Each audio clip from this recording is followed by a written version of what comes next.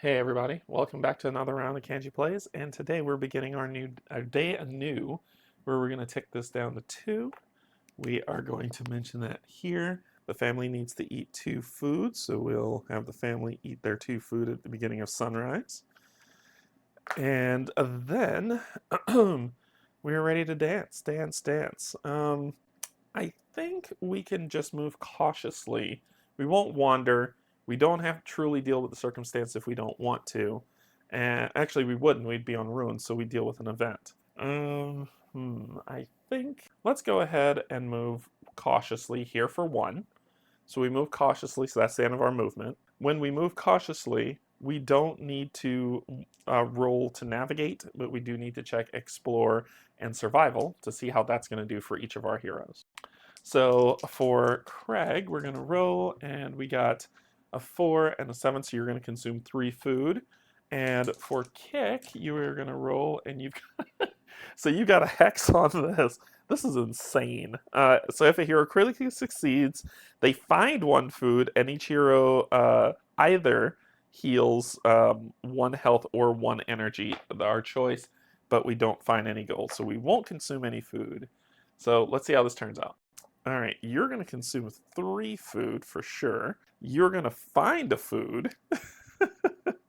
And then we get to choose.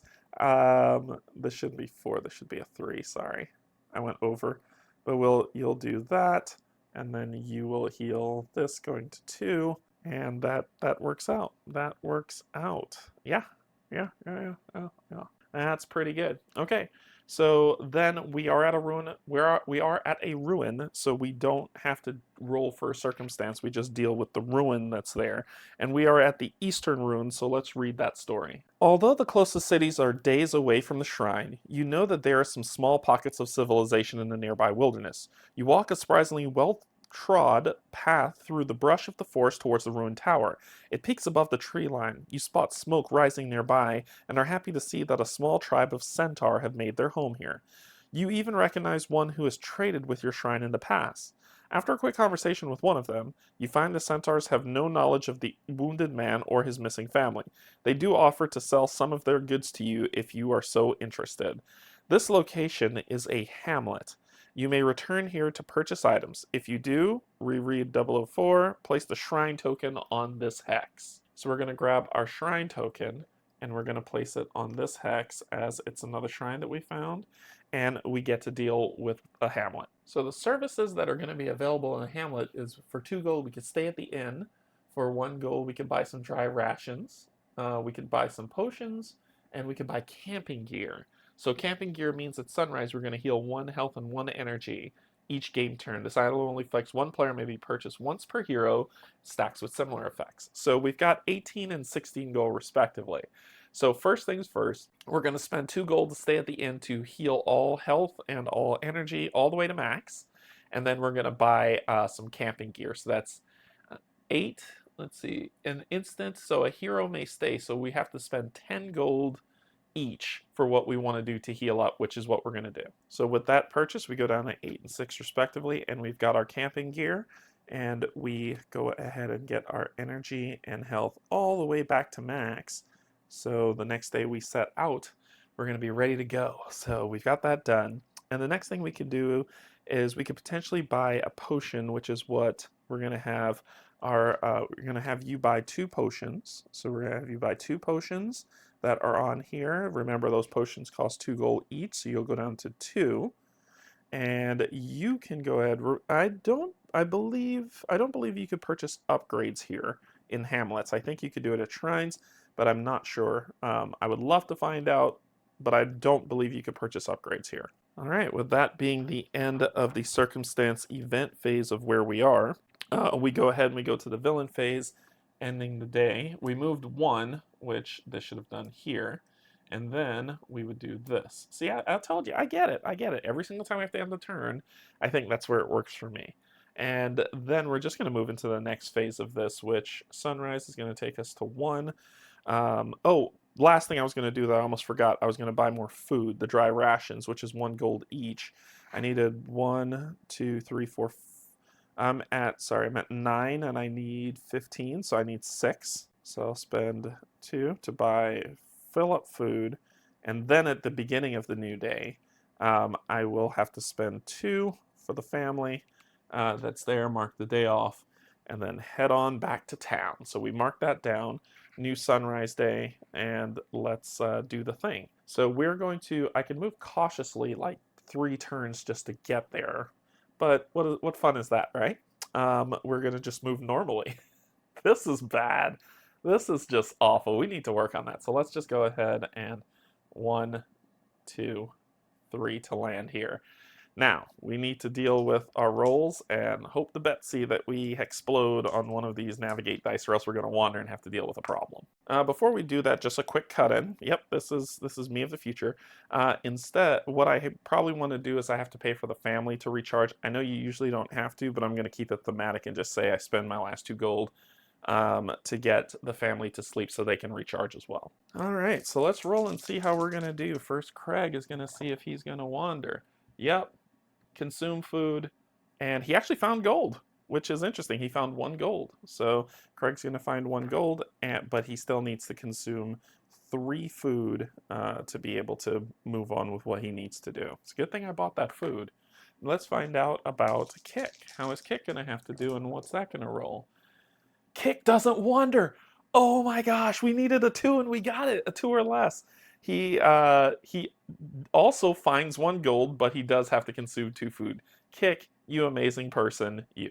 All right, so we don't wander. We find 1 gold, but we do have to consume 2 food for what we have, and that was just amazing. We don't wander. We don't wander.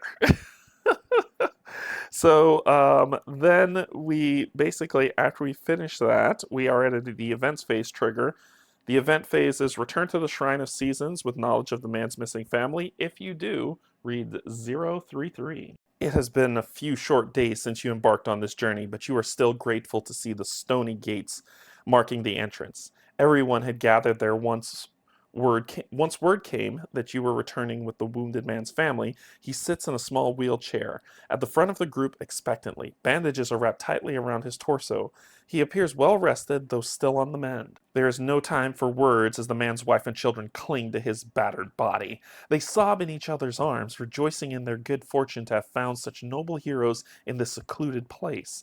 The man touches his wife's cheeks and smiles. "My beautiful morning sun. I can't believe it. They found you." They sob together in happiness, thanking you and the surrounding priests for your help in reuniting their family. The acolytes insist that the family is taken to the infirmary to be looked at. Before they depart, you lean down and whisper into the boys' ears. Ask them to show you the basilisk egg. With hopeful eyes, they agree, staying close by each other's side as they depart. Each hero may draw 1 power-up card from the Restore deck and gain its bonus. That is so cool. So from the Restore deck, the power-up card for Craig is going to be +1 on 2. So pick 2 abilities and upgrade them by 1. And the Restore card for Kik is going to be, a really great card. Attack and Defend. That is so Kik. Yes. The build is coming together beautifully. The optimism born from the return of the man's family permeates the entirety of the shrine. All are singing your praises and cheering your names. If only you could join them in some buoyant optimism. They did not see what you did down in those mines. The goblins were not merely moving through the area. They were preparing for something. The glory of this King Klik, whoever he was. Something dangerous is coming. Raucous laughter and the surge of music breaks you all out of your deep thoughts. You're invited to join the rest of the shrine in their jubilations as the honored heroes you have proven yourself to be. Surely your concerns can wait another day. The end. Congratulations on completing the prequel. While it is not recommended to continue play using the same heroes, you may choose to begin Chapter 1 using the same heroes. If you do, each hero loses half of their food and gold and all purchasable items they accumulated. Do not lose gear upgrades or campaign items. Assumes some time has passed between the prequel and Chapter 1. Otherwise, create new heroes, a new set of heroes, and jump into the full adventure whenever you're ready. So, I'm not getting rid of these. I don't mind losing items. We'll lose food. We can buy more food for each other. You'll lose half of what they have. It says all purchasable items, so I'm assuming that's the camping gear, the rations, and the potions, so we're going to lose all of that. But I am okay with that because those upgrade that right there is clutch.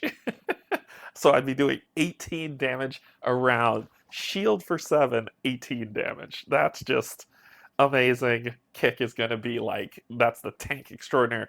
We need to get our navigate up for sure, but we're not going to lose any of these items. We're just going to lose all our gear, which I'm happy about, because if I have to start over, I think I'd probably house rule that I would not lose this, and we just play the adventure how it is. But that is the end of the prequel for Klik's Madness for the Hexplore campaign. All right, the plan that's going to be coming up is going to be to get into these chapters and play them.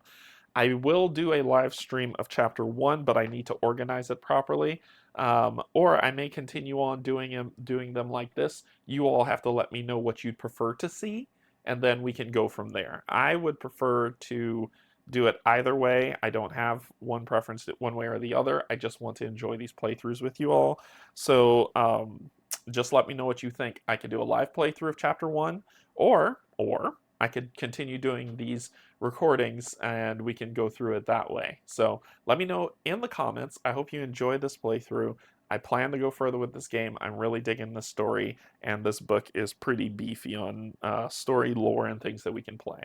Until then, I love you, and there's absolutely nothing you can do about it.